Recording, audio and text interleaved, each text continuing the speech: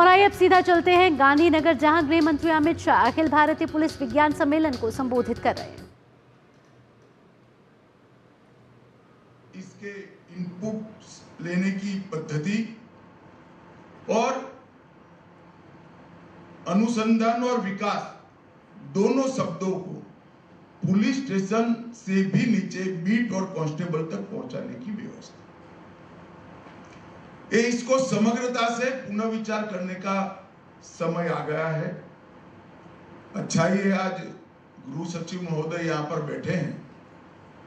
मेरा गृह सचिव महोदय से आग्रह रहेगा कि बीपीआरएनडी के डीजी, गृह सचिव महोदय और इसके सारे स्टेक होल्डर मिलकर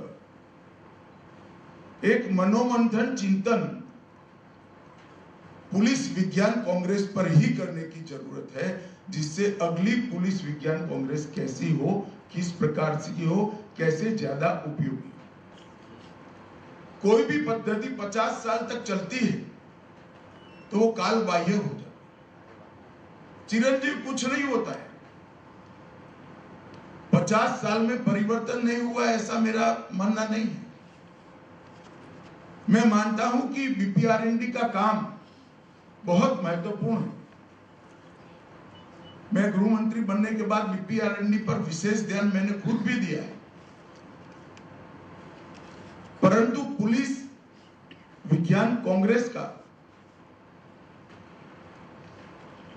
जो समय उचित परिवर्तन होना चाहिए कार्य पद्धति में, उद्देश्यों में और सबको साथ लेने के बाद इसके इम्प्लीमेंटेशन, जो निर्णय होते हैं इसके इम्प्लीमेंटेशन, इसमें कहीं ना कहीं हम पीछे पड़े। और अगर इसको हम नए सिरे से नहीं सोचते हैं तो वो सज्जन का जो बयान था, एक क्रॉस स्टेटमेंट था, शायद हम उसको सच साबित। तो मेरा सबसे पहले तो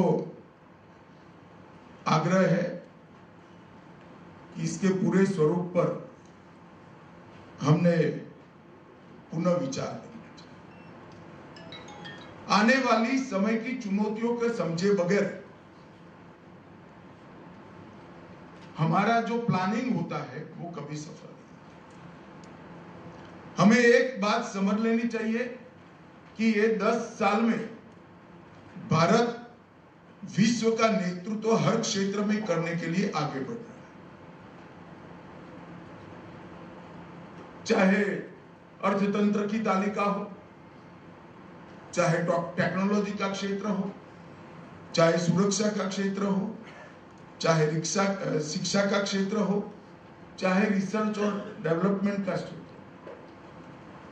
चाहे इंफ्रास्ट्रक्चर की बात और व्यापार की बात, हर क्षेत्र में इस 10 वर्ष से भारत ने कई दशकों की कमियों को पूरा कर आगे बढ़ने के लिए कदम भी उठाया है और हमें सफलता है।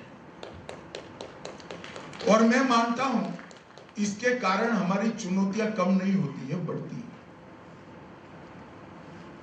क्योंकि कोई भी व्यवस्था में जब आप आगे बढ़ते हो तो किसी न किसी का स्थान लोगे, रेजिस्टेंस जरूर है।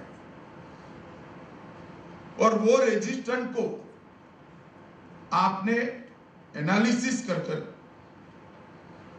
हमें आगे बढ़े। कुछ आश्चर्यजनक सफलताएं हमने प्राप्त की। 11वें नंबर पर हमारा अर्थतंत्र था, हम 5वें नंबर पर ले आए। और मैं विश्वास के साथ कह सकता हूं कि 1 अप्रैल 2028 के पहले हम दुनिया का 3रे नंबर का अर्थतंत्र है।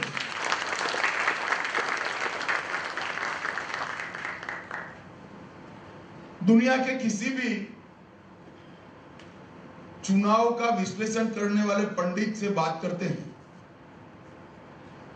तो उनको आश्चर्य होता है कि 97 करोड़ पंजीकृत मतदाताओं का वोटिंग कोई गड़बड़ के बगैर हो गया और सिर्फ 16 बूथों के अंदर पुनः मतदान।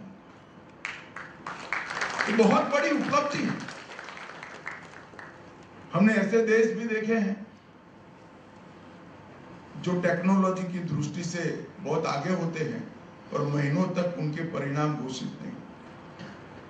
हमारे तो आप देख रहे थे गांधीनगर से सीधा प्रसारण, जहां अमित शाह इस समय गुजरात दौरे पर हैं और गृह